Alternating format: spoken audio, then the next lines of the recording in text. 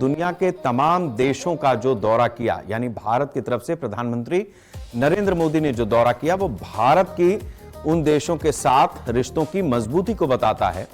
लेकिन हमारे पड़ोस में जिस तरीके की स्थिति बनी हुई है, वो बता रहा है कि पाकिस्तान किस तरह से धीरे धीरे अपनी स्थिति को न सिर्फ दुनिया के पटल पर बल्कि अपने अड़ोस पड़ोस में कमजोर करता चला जा रहा है।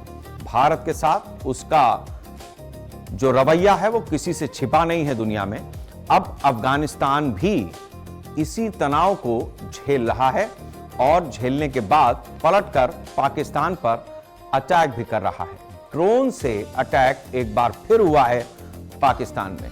अफगान तालिबान ने दावा किया है कि इस ड्रोन हमलों में खैबर पख्तूनख्वा और बलूचिस्तान में आईएसआईएस खुरासान के आतंकी कैंपों को टारगेट किया गया। तालिबान के रक्षा मंत्री का कहना है कि इन कैंप्स का इस्तेमाल अफगानिस्तान की जमीन पर हमले की योजना बनाने और उन्हें अंजाम देने के लिए किया जा रहा था।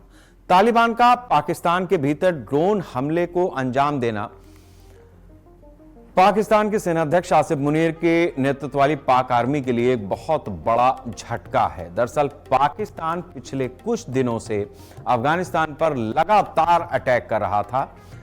तब अफगानिस्तान ने पाकिस्तान से बदला लेने की बात कही थी और अब जब बदला लिया है तो नतीजा सबके सामने है और पाकिस्तान की कलई खुलती हुई नजर आ रही है कि वो भारत की सीमा पर भारत में आतंकियों को पहुंचाने के लिए, भारत को अस्थिर करने के लिए आतंकवादियों की फौज तैयार करता है और अफगानिस्तान से जो उसकी सीमा छूती है उस जगह पर अफगानिस्तान को भी अस्थिर कर रहा है, जबकि वहां पर अफगान तालिबान की ही सरकार है। तालिबान एक समय पे खुद आतंकियों का समूह माना जाता था, लेकिन अब वो शासन कर रहा है। कई देशों ने उसे मान्यता भी दी है। लेकिन जिस तरीके से अफगानिस्तान के साथ में पाकिस्तान के रिश्ते हैं, वो समझाने के लिए यह काफी है कि पाकिस्तान दरअसल किस तरीके का मुल्क है। अब यह भी हमारे लिए जानना जरूरी है कि पाकिस्तान और अफगानिस्तान के बीच तनाव की मुख्य वजह क्या है।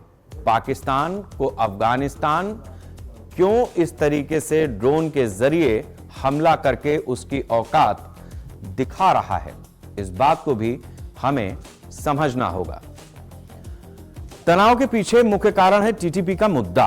पाकिस्तान का आरोप है कि पाकिस्तानी तालिबान अफगानिस्तान की सीमा का इस्तेमाल कर पाकिस्तान में आतंकी हमलों को अंजाम दे रहे हैं।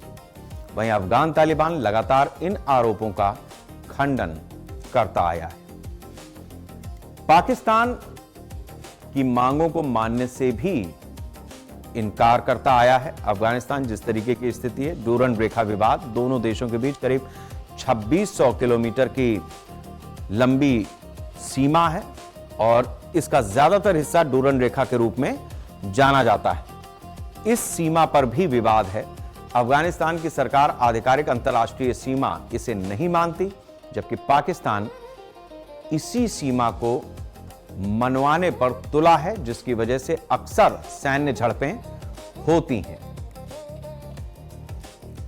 अब पाकिस्तान और अफगानिस्तान के बीच इस समय जो ओपन वॉर चल रही है, उसमें जो हालिया झड़पें हुई हैं, जो हवाई हमले हुए हैं, एक नजर हम उस पर भी डालते हैं कि किस तरीके से कहां किसके कितने स्ट्राइक्स हुई हैं। जून 2026 पाकिस्तान की एयर स्ट्राइक होती है।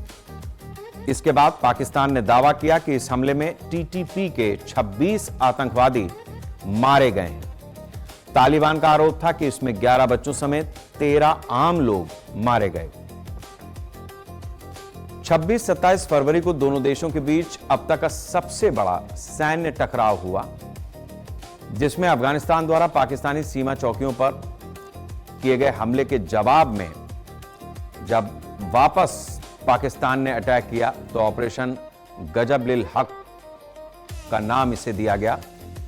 पाकिस्तान ने काबुल, कंधार और जलालाबाद में सैन्य ठिकानों पर भारी बमबारी की। इस दौरान पाकिस्तान के रक्षा मंत्री ने घोषणा की कि दोनों देशों में खुले युद्ध की स्थिति बन चुकी है। मार्च 2026 में अफगानिस्तान ने आरोप लगाया कि पाकिस्तान ने काबुल में एक नशा मुक्ति केंद्र पर भी हमला किया है। ये जिस तरीके की स्थितियां बनती गईं, इसमें अफगानिस्तान में लोगों की जान ज्यादा गई। 400 लोग उस हमले में मारे गए।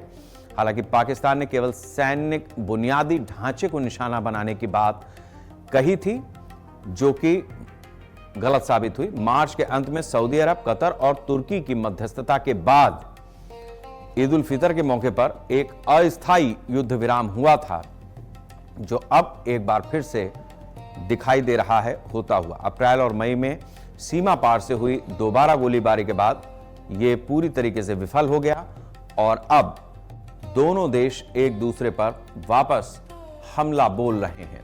पाकिस्तान और अफगानिस्तान के बीच फरवरी 2026 में सीधे सैन्य संघर्ष में दोनों पक्षों को भारी जानो माल का नुकसान हो चुका है, लेकिन पाकिस्तान इस बात की फिक्र न पहले करता था न अब करता है।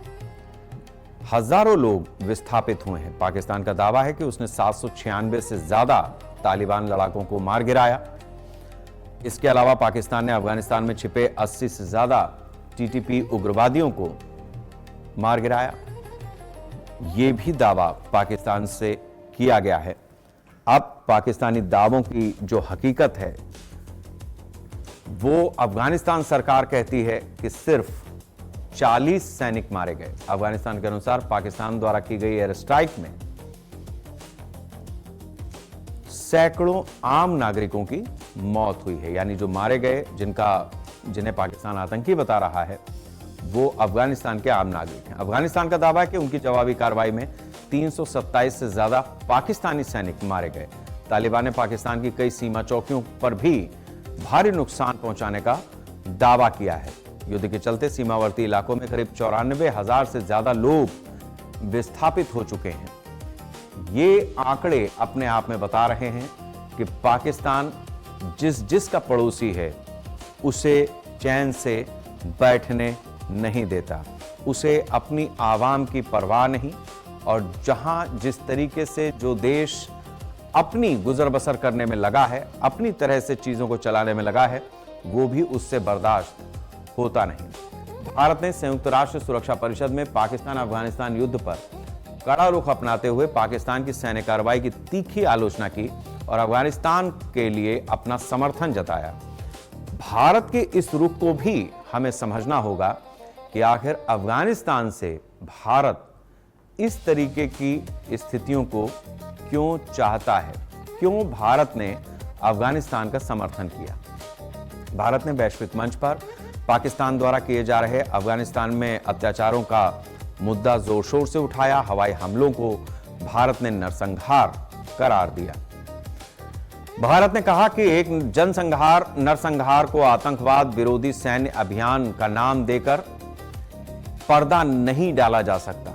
जिस तरीके की पाकिस्तान की हरकतें भारत में रहती हैं, उसे समझा जा सकता है। यहां निर्दोषों की हत्या करता है, वहां पर भी निर्दोषों की हत्या कर रहा है। भारत ने यूएन रिपोर्ट का हवाला देते हुए बताया कि शुरुआती महीनों में ही पाकिस्तानी हमलों में 372 अफगानी नागरिकों की मौत हुई थी। 390 से ज्यादा लोग घायल हुए थे। लेकिन पाकिस्तान को इससे सबक कहां?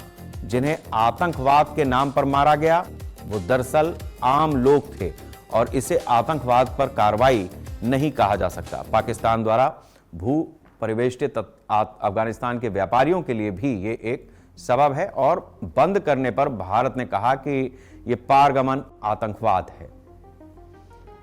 भारत ने अफगानिस्तान की क्षेत्रीय अखंडता और संप्रभुता का पुरजोर समर्थन किया है। अफगानी व्यापारियों की मदद के लिए भारत लंबी अवधि के बिजनेस वीजा जारी कर रहा है।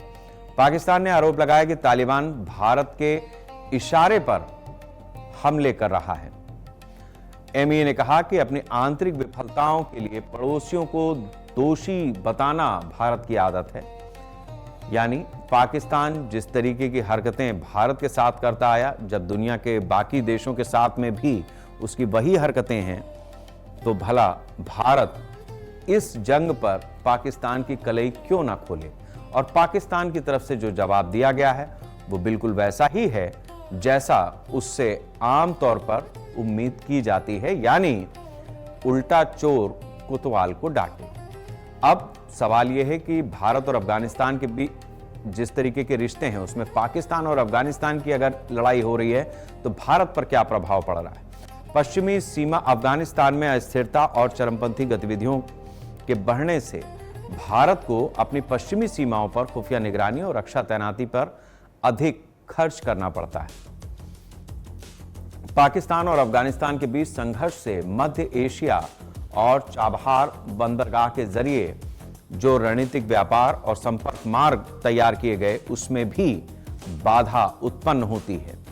इस क्षेत्रीय तनाव की वजह से अंतर्राष्ट्रीय स्तर पर कच्चे तेल और अलग अलग जो आवश्यक सामग्रियां हैं उनकी कीमतों में भी फ्लक्चुएशन देखा जाता है, उतार चढ़ाव आता है, जिसका असर भारतीय आयात पर पड़ता है। तो आर्थिक नुकसान लड़ वो दोनों रहे हैं लेकिन हो हमारा रहा है। पाकिस्तान अपनी पश्चिमी सीमा पर अफगानिस्तान तालिबान से उलझा रहता है और रणनीतिकारों के अनुसार इससे भारत को अपनी सुरक्षा पर अपने मोर्चों पर जिस तरीके की स्थितियां देखनी पड़ती हैं वो थोड़ी सी राहत देने वाली हैं, क्योंकि उसकी सेना जब दूसरे छोर पर सक्रिय है तो भारत के खिलाफ उसकी गतिविधियां शिथिल पड़ जाती हैं। ये जिस तरीके से लगातार भारत अफगानिस्तान और पाकिस्तान के युद्ध से अपने प्रभाव को देख रहा है उसमें हमारा नुकसान आर्थिक रूप से ज्यादा है। जिस तरीके की स्थितियां हमारे अफगानिस्तान के साथ में रिश्ते हैं, जिस तरीके के अफगानिस्तान के साथ में एक समय पे हमारी नीतिबद्धता रही है, प्रतिबद्धता रही है, वो पाकिस्तान को भी हजम नहीं होती। ये बात जरूर है कि पाकिस्तानी सेना सिर्फ मरने के लिए ही जिस तरीके से मोर्चों पर तैनात कर दी जाती है उसके सैनिकों को भी वो सम्मान नहीं मिल पाता जो एक बलिदान हुए सैनिक को मिलना चाहिए। पाकिस्तानी आवाम शायद इस बात की आदी है, लेकिन पड़ोस का अफगानिस्तान इस चीज को बर्दाश्त करने को तैयार नहीं कि उसके नागरिकों की अगर इस तरीके से आतंकी बता करके हत्या होती है तो वो पाकिस्तान को मुंहतोड़ जवाब देगा।